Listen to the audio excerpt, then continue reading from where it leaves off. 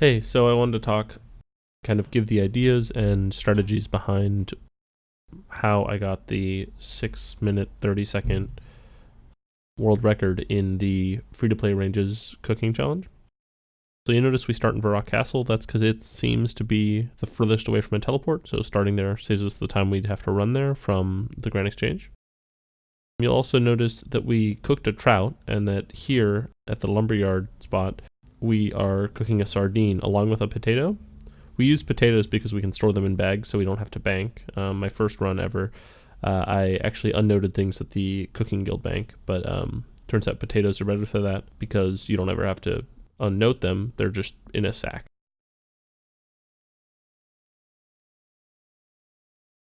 And then here again, you'll notice we cook a potato and then a tuna in this case. The reason we have extra types of food is because it's fastest not to have any sort of food, like to only have one potato, so you can just click the range, so you don't have to worry about having it selected, or if you misclick, clicking back on the food to click the range again. I mean, ideally you would never misclick, but it's not an ideal world. The reason we have the fish is for places where there's two ranges right next to one another. It's easier to select that food than to first have to take a potato out of the sack. And if we don't, if we just had two potatoes out, it would actually bring up a dialog box asking how many potatoes to cook, rather than just instantly cooking that potato and then instantly cooking the fish. So that's kind of the thought process behind that.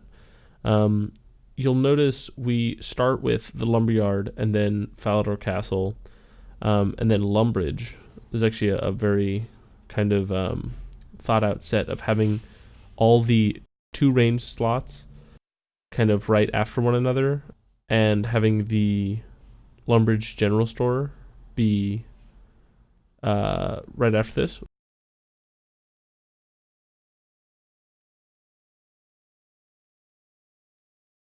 We also have fish that are just for this one range because you can't actually cook potatoes on it because it's not technically a range. It has a range icon because you can use it to cook, but it's a pot, so it doesn't have an oven. It's a boiling pot.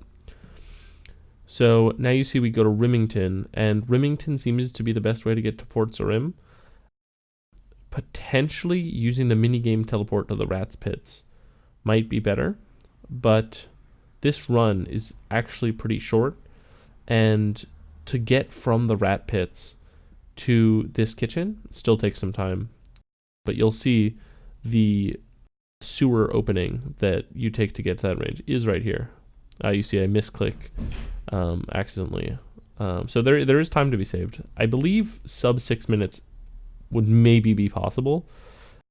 You know, tick perfectly with like Westward Fire making. Maybe a better Varrock strategy, like teleporting with the combat bracelet to the Champions Guild. So this is one place where the Cooking Guild probably could have been pulled forward in our strat to have it be, like ideally we would just have Lumberyard, Falador Castle, Cooking Guild, Lumber General Store right away, get all the fish out of the way. But I'm just not sure if I can empty potatoes consistently that fast, and since I'm not dedicating a ton of time and we're still kind of routing this, I'm not sure. I was more ready to do this because I'm somewhat more familiar with the route. I've done, I don't know, 4 attempts on this and none on the other version. So I really wanted to just make sure that I could consistently cook things and like left click cook things as well.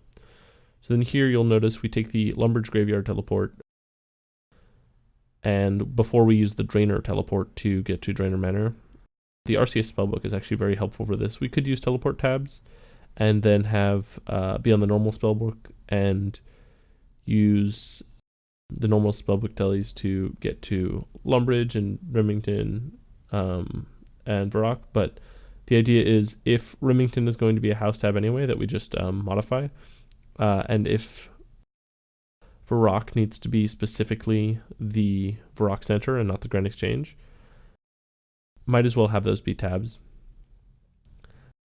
So here you'll notice the path we take around Varrock is to go into Varrock Center, then go from the sword shop and then head down from there. I'm unsure. We could head into this bottom place first if we came up from the Champions Guild, because there's a Champions Guild teleport on the combat bracelet. The only issue is, to get to this range, we'd then need to go up to the sword shop and then loop back around to go down to this place that's right next to the, I believe, Phoenix Gang hideout. So I think this is still fastest. But this routing can use some sort of work. You'll also notice all the doors for this entire run have been open so far. That's because beforehand I had another account opening all the doors, and doors will stay open for 5 minutes after you open them. So I'd go make sure I like close a door if it's open and then open it again, so the 5-minute timer is reset.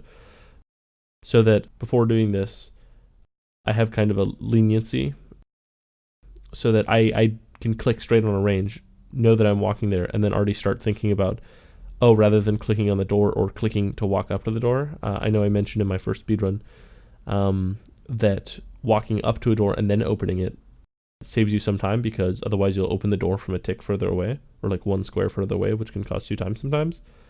This doesn't matter if you're pre-opening the doors. Now, this level 17 wilderness qualifier or level 17 wilderness warning screen is interesting. I'm not sure if there's a way to like say, oh no, I never want to be warned again about that. That could be something to avoid, because it takes 1 tick. It even happens on the neck option. But yeah, so right now Bandit Camp, you saw that run. It's a pretty long run, but it still seems shorter than getting to the Varrock Palace.